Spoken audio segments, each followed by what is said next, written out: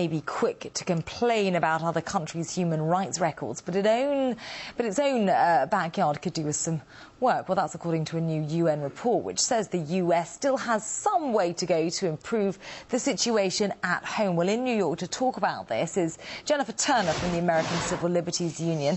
Many thanks for joining us this evening. So, is this the first report of this kind ever to come out of the United States? And if so, isn't it a tad overdue? Surely there have been many things to report on before this.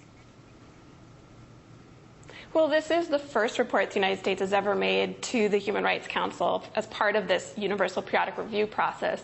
Under the Bush administration refused to even join the Human Rights Council, and after Obama took office in 2009, he said that the U.S. would join.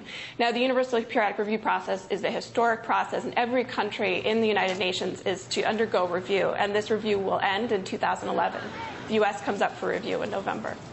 Well, the report mentioned ending slavery and giving women the right to vote as some of the US's accomplishments. But this is all quite far back in history, isn't it? At this day and age, should these even be touted as accomplishments? Well, it seems that the Obama administration has used this report to say that the United States has a historic commitment to human rights. That's why it mentions our history of ending slavery, for instance.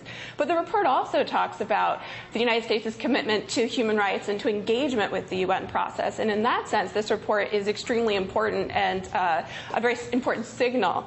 But the bigger question, I think, is whether the Obama administration will turn this commitment to human rights into tangible policies that will improve the human rights situation in our country.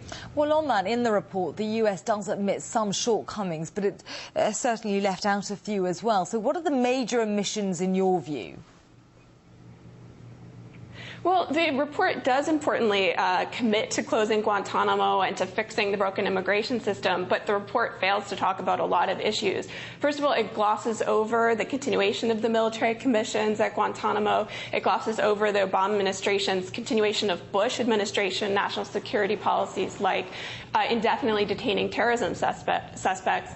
And the report also just does not talk about at all issues like inhumane prison conditions, deaths and abuse in immigration detention, and other issues.